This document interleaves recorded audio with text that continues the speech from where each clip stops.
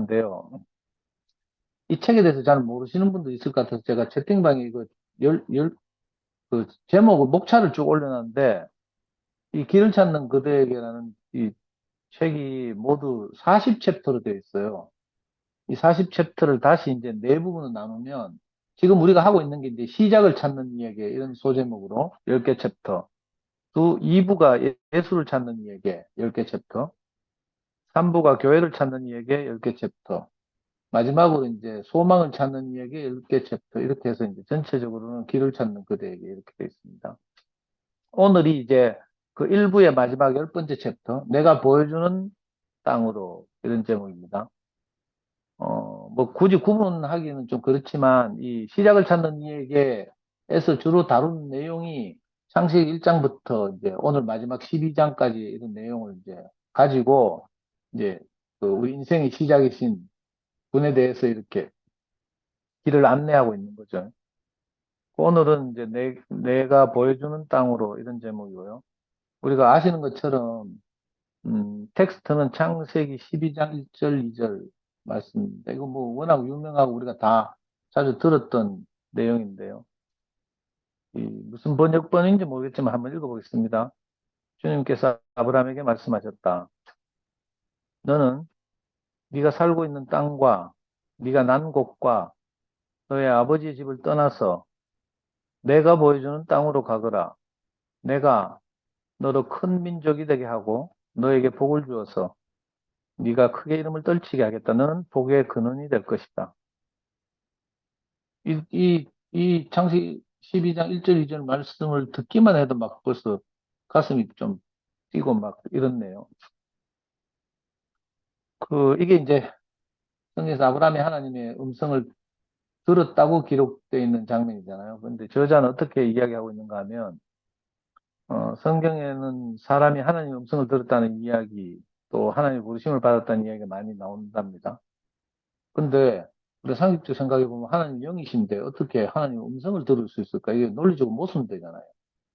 성경 읽다 보면 이런 이제 궁금증이나 모순을 많이 만나는데, 그, 어떻게 보면 이, 이 저자의 표현대로 하면, 일생 자기를 움직이는 말씀으로 받아들였다는 뜻이라는 거죠.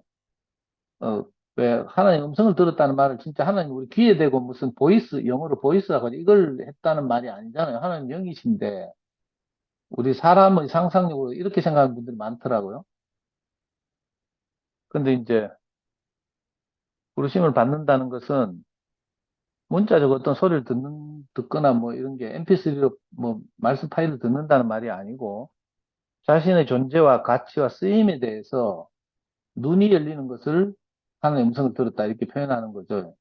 좀 유식한 말로 하면 이제 제 표현을 하면 인식했다 뭐 이렇게 볼 수도 있는 거죠. 아, 이게 하나님의 말씀이구나. 얼마 전에 제가 그 앞에서 간증했지만 박은희 자매의 전화를 받았는데 저는 그 박은희 자매의 전화였지만 사실은 그게 하나님이 내게 하시는 말씀으로 내가 인식했다는 뜻이에요.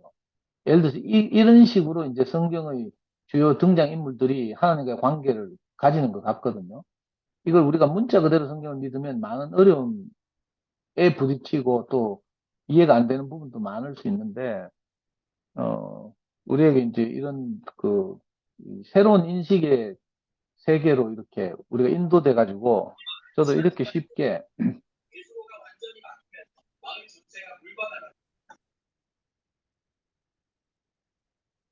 아까 이름 바꿔놨는데 그래가지고 이제 이렇게 문자에 매이지 않고 그 의미를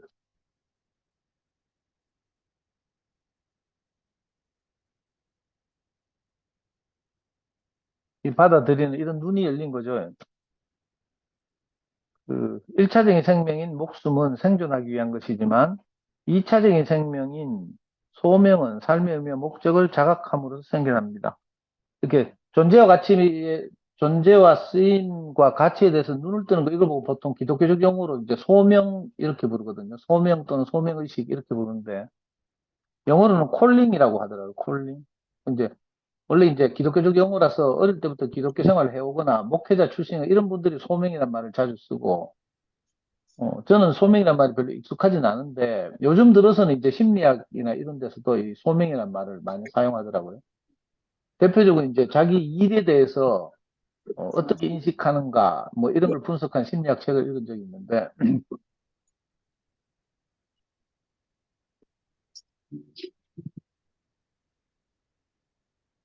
모기야,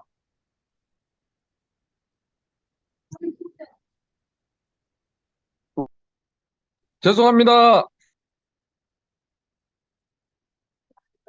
지금 연락이 계속 오는데 왜 그렇죠? 누가? 정범이 오빠가 정보명 들어왔다. 들어왔어요? 어. 아니, 그, 마이크 켜진 상태 이런 거 좀 네가 체크해서 음소거 좀 하고 해야지. 예. 정보명 형님이 지금 접속 안 된다고 계속 미화한테 전화가 왔답니다. 정보명 지금 얼굴도 잘 보이고 하는데, 이제. 이제 됐다. 예. 이상 오늘 방해가 되네. 예. 음. 저는 이제 그런 심리학책 읽어보니까 이제 소명이란 말도 일반적으로는 기독교적 용어로 쓰이다가 요즘 이제 일반적인 용어로도 이렇게 확산되고 있는 것 같다 이런 생각이 들었어요. 어떤 일을 두고 일을 두고 어떤 관점에서 바라보느냐를 크게 세 가지로 나눈다고요. 한 사람은 그 경제적 이익을 취한 거 잡이라고 하죠, 영어로. 직업으로 생각하는 거, 경제적 이익을 얻는 수단으로 생각하는 거, 자기 일을. 또 어떤 사람들은 그 경력을 쌓아 나가는 과정으로 자기 일을 바라본대요. 이걸 보고 영어로 커리어라고 하죠. 이제 세 번째가 뭔가 하면 자기 일을 자기 평생의 소명과 가치 뭐 이런 걸로 생각하는 사람도 있대요. 그럴 때 일반인들이지만 소명이라는 말을 쓴다고 해요. 예를 들면 소방관이나 뭐 경찰관 이런 사람들이 중에 그런 분들 많이 있죠. 근데 이제 보통 저는 그래서 소자가 부를 소자구나 이게 이걸 오늘 처음 알았어요. 난 소명할 때 기독교인들이 하도 써가지고 난 별로 관심이 없었는데 콜링이라고 영어로 하니까 부르심을 받았다는 뜻이구나. 그리고 아까도 말씀드린 것처럼 그 부르심이란 것이 하면 하나님이 아브라함 귀에 대고 속삭인 것이 아니라 어떻게 보면 아브라함이 그렇게 인식했다 이렇게 볼 수도 있는 거죠. 근데 이제 사람이 소명을 가지기까지는 여러 사람 개개인마다 그 과정이 다를 수 있다고 해요. 역경이나 슬픔 또는 사방이 막힌 경험들 또는 지극히 부정적인 경험들 속에서 소명을 가지기도 하고 이런 거죠. 우리가 이제 주로 그런 경우인데,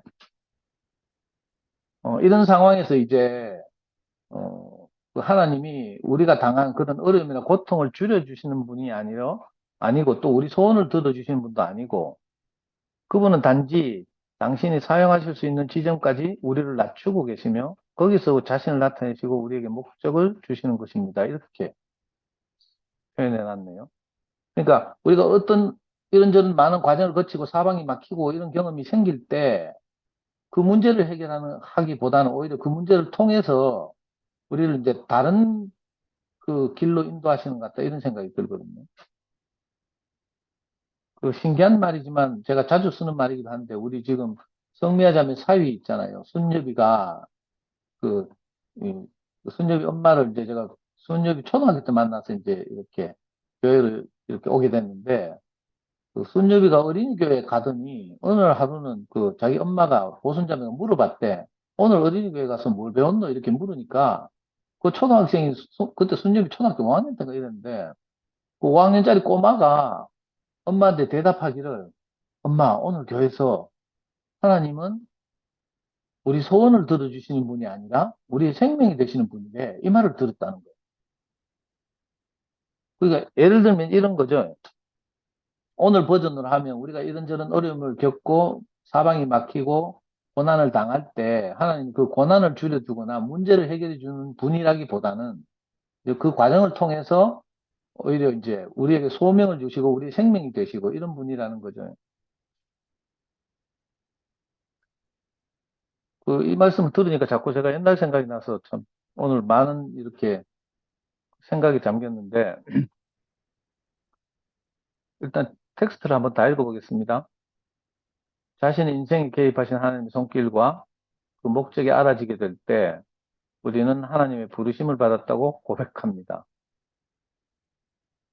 여기서 지난 날을 돌아보게 되면 우연이라고 할 수 있는 일이 하나도 없습니다. 하나님의 목적과 부르심 안에서 자신에게 일어난 모든 사건들이 구슬 꿰어지듯 아름답게 배열되는 것입니다.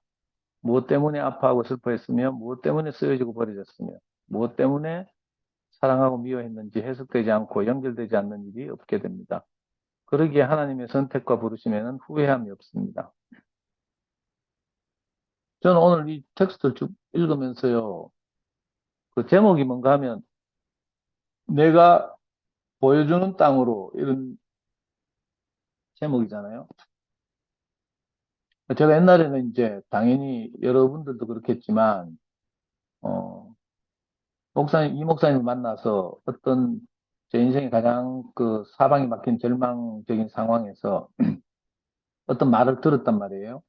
그 말이 저를 이제 새로운 땅이었죠. 제게 보여지는 땅. 그 당시로 말하면 이제 호산나 산부인과 4층, 뭐, 이렇게 될 수도 있고요. 또 시간이 좀 흘러서는 뭐 가창동산, 이렇게 될 수도 있어요.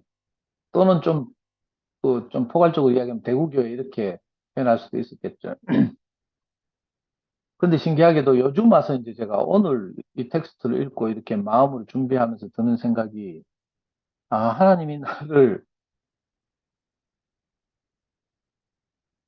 지금 보여주시는 이 세계 안으로 부르시는구나, 이 생각이 드는 거예요. 그래서 저는 편의상 이제, 이걸 제가 투팸이라고 표현합니다. 전에 지난주에 우리 태오필이 예리한 지적을 해가지고, 미리 이제 제가 투팸이라고 표현하는 것의 의미가, 예를 들어 11시 모임과 또는 803 모임과 구분하기 위해서 그런 것이 아니라는 점을 분명히 하고요. 저는 이제 편의상 투팸 하면, 오늘 이 텍스트대로 하면 하나님이 내게 보여주신 땅, 또는 어제 상근이 형 우리 톡방에 쓴 표현대로 하면 예수님이 선포한 천국이 가까이 왔다, 이렇게 예수님 선포했다고 하잖아요. 그러니까 내게 보이는 하나님 나라, 이런 개념으로 제가 이제 편의상 투팸이라고 하는 거예요. 뭐 꼭 구분 짓자는 의미에서가 아니라, 제게는 지금 그렇게 보여지기 때문에 저기 제 인생을 걸고 여기 몸담고 이렇게 있으니까, 아, 지금까지 있었던 모든 일이 오늘 내가, 하나님이 내게 이 땅을 보여주시기 위해서 있었구나, 이렇게 보여지는 거예요. 그래서 저는 요즘 하루하루 이렇게 어, 지내고 사는 일이, 좀 어떤 이런 표현을 해서 될지 모르지만 너무 재밌어요. 신나고. 우리 아들 말로 하면, 우리 명희는 이제 요즘 교회 돌아가는 상황을 제가 이렇게 가끔씩 오면 이제 설명하잖아요. 그러면 바로 하는 말이, 아빠 지금 삼국지 놀이 하는구나, 이거든요. 놀린다고 하는 말이긴 하지만, 특히 이제 요즘 들어서 우리 투팸을 통해서 이렇게 형제들의 가난함과 그 죽음의 향기가 진동하고 있는 것을 보면서, 아, 내가 이렇게 살라고 지금까지 많은 일들이 있었구나, 이렇게 알아지는 거예요. 왜냐하면 저는 지금까지 한 번도 이렇게 살지를 못했거든요. 그래서 저도 나름 이 목사님 만나서 이 목사님을 통해서 그리스도와 교회에 대한 계시를 보고, 내가 이 그리스도라는 이 영원한 씨와 교회라는 영원한 땅을 세상에 전파해야 되겠다 싶어서 저대로는 이렇게 나름 돌아다니면서 복음을 전하고 뭐 이렇게 했거든요. 그리고 신기하게도 이게 얼마나 위력이 있는지, 가는 곳마다 사람들이 생기고 모임이 생기고, 저는 제 자신을 생각할 때 아무것도 내게 흠모할 만한 것도 볼 것도 없는데, 아, 신기한 일이 벌어져요. 물론 처음에는 뭐 다른 관심사 때문에 오지만, 이제 말씀을 쭉 듣고 함께 살려고 할 때는 그냥 오는 바보 같은 사람 잘 없거든요. 전부 다 자기 인생을 걸잖아요. 자기 인생을 걸기 때문에, 뭐 요즘 말 하면 네이버 검색도 해보고요, 주변 탐문도 해보고, 먼저 종교를 가진 사람들에게 상담도 해보고 뭐 이러면서요, 자기 인생을 건다니까요. 특히 요즘은 뭐 네이버에 우리 교회에 대한 설명이 아주 잘 돼 있잖아요. 옛날에 제가 사고를 치는 바람에 네이버 카페에 무엇이든지 물어보세요라는 카페가 있는데, 저하고 논쟁하던 이인규 권사라는 분이 이제 만든 민간 이단 전문 상담소 뭐 이런 건데, 거기가 아주 자세하게 돼 있어요. 그러니까 저를 만난 사람들 다 그걸 검색해보고 우리 어떻게 사는지를 알면서 그래도 사선을 넘어온다니까.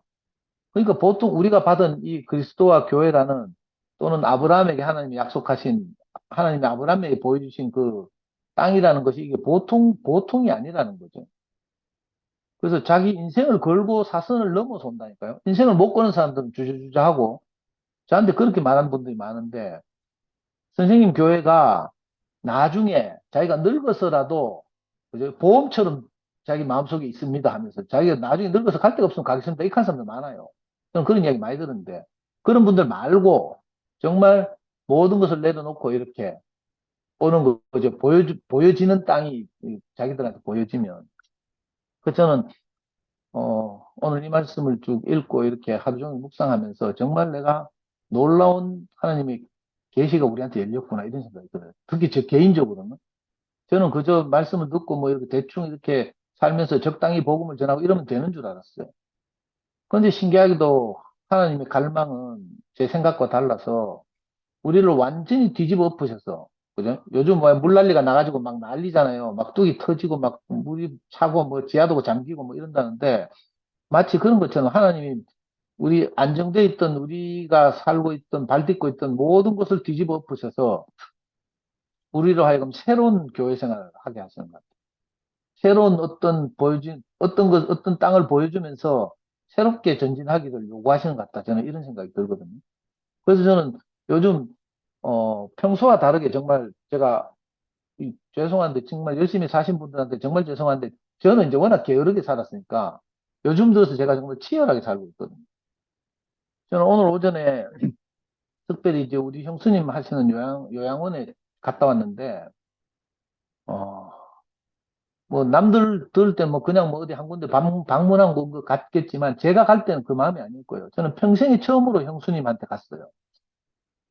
제가 24살, 25살 때 형님하고 형수님이 결혼했잖아요. 그리고 지금 시간이 흘러서 거의 뭐 한 40년 가까이 흘렀단 말이에요. 저는 그동안 내가 워낙 잘못한 게 많고 이러니까 이제 형수님은 저를 불꽃같이 아니까 어릴 때부터 모든 것을 내가 가장 세상에서 어려워하는 분이 형수님이고 내 마음으로는 형수님이 하나님 같이 여기고 있어요. 너무 두렵고 떨리고 형님 집에 놀러 갈 때마다 옛날에 진짜 현관문을 열 때마다 내 속으로 기도를 했다니까요. 하나님, 이번 명절에 우리 형수님이 어떻게 말씀하셔도 내가 그 말씀을 잠잠히 듣게 해주십시오. 이렇게 기도하고 갔어요. 우리 형수님이 좀 직설적이고 이러니까. 그런 관계고 정말 어려워서 저는 한 번도 형수님한테 찾아간 적도 없고 형수님 사업장에 가본 적도 없어요. 심지어 최근 들어서 우리 형님 집을 최근 들어서 이영화 형제하고 그 뭐야, 의논하러 갈 때 순택 형님하고 상근 형님 만날 때 처음 갔다니까. 우리 교회 형제들 대부분 다 가본 집을 나는 처음 가봤어요. 관계가 그럴 정도인데, 정말 오늘은 내가 정말 다른 마음으로, 옷깃을 여미는 마음으로, 이 형수님 일하시는 그 요양원을 찾아갔잖아요. 그러니까 내가 이렇게 살게 된 것이 너무 신기해요. 형수님도 카더라고. 교회가 2PM이라는 이유가 아니면 어떻게 자기 시동생이 자기를 찾아오겠냐고. 제 성질도 알고 뭐 이런 관계도 알고 이러니까 우린 그런 인간적인 데 대해서 다 이제 어떻게 보면 속으로 다 정리하고 정말 교회 안에서 존재 대 존재로 만나는 이런 생활을 지금까지 왔으니까 그 저는 정말 엄숙한 마음으로 찾아갔거든요. 그 두렵고 떨리는 마음으로 갔는데 형수님은 정말 따뜻하게 대해주고 막 그 요양원에 일하는 사람들한테 다 자기 시동생 왔다고 이래 다 소개하고 인사시키고 막 밥도 주고 차도 주고 너무 따뜻한 마음을 받고 또 2PM에 대해서 정말 넘치는 애정을 가지고 있다는 사실을 확인하고 이렇게 왔거든요. 그러니까 제가 요즘 이렇게 살아보니까 아, 오늘 텍스트대로 하나님 내게 새로운 땅을 보여주고 내가 보여주는 땅으로 가라고 하시는구나 이렇게 생각이 되는 거예요. 아마 여기는 대부분의 분들도 지금 자기만큼 하나님이 보여주는 땅을 향해서 가고 있겠죠. 그게 뭐 어디가 되는지는 우리는 각 개인이 다 다르고 이렇지만 제가 이제 여러분들하고 이렇게 의논도 하고 전화도 하고 많은 연락도 받고 하잖아요. 이렇게 보니까 우리 2PM 안에서도 또 2PM을 지켜보고 응원하는 분 안에서도 개개인마다 인식이 다 달라요. 그렇지만 마음은 다 같죠. 어떻게 하면 우리가 받은 이 생명을 온전하게 보존하고 전파할까? 이 관점은 다 같거든요. 근데 그것을 이루는 길이 조금씩 다 달라서 이런저런 일들이 많이 생기는데, 그런 점에서 저는 참 요즘 너무 이렇게 오늘 하루도 용기 백배하면서 살았고요. 아까 영식이 형도 낮에 뭐 이렇게 그런 연락이 오셨지만, 어, 여러 곳에서 우리가 알지 못하는 많은 곳에서 우리의 행진을 지켜보고 있어요. 2PM에 대해서 기대하고 있고, 그 죽음과 부활의 향기가 더 이렇게 진하게 멀리 날리기를, 이번 주일 말씀대로 하면 그 뭐야, 과일, 그 두리안, 뭐 그 냄새가 뭐 1kg 밖까지 난다고 하셨잖아요. 저는 뭐 그 두리안이 아무리 맛있어도 못 먹겠더라고. 몇 번 먹어보긴 했거든요. 최근에도 뭐 말레이시아산인가 태국산 두리안을 먹어봤는데 저는 여전히 뭐 내 이 비위가 약해가지고 잘 못 먹겠더라고. 근데 이게 과일은 그럴 수도 있죠. 선호에 따라서 다를 수도 있고 뭐 그 냄새를 견디는 사람도 있고 못 견디는 사람도 있지만 그 인생의 근원적인 문제를 해결하는 그리스도 이건 또 다른 문제잖아요. 이건 한번 취하면 놓을 수가 없어요. 중독성 있다고 영채이님 말씀하셨는데 저는 요즘 이 흐름을 보고 또 그 여름 집회를 준비하고 이러면서 이제 이런저런 많은 일들을 겪었는데 처음에 여름 집회를 준비할 때 우리가 그 시설을 이제 정원이 200명인 여름 집회를 그 장소를 계약했어요. 계약하자마자 얼마 지나지 않아서 김 목사님이 이제 그 행보를 하기 시작했죠. 그러고 나서 우리 모기 집회 같은 경우는 참여 인원이 반토막이 나고 막 이런 일이 벌어졌어요. 그래서 우리 저하고 같이 일하는 우리 우필이나 이 미화가 막 코가 석자가 되고 막 이러더라고. 그 보통 침착하고 막 이런 꼼꼼한 성격이나 그렇죠. 근데 저 혼자 이제 막 큰 소리 막 쳤어요. 무슨 200명 가지고 걱정하는 거.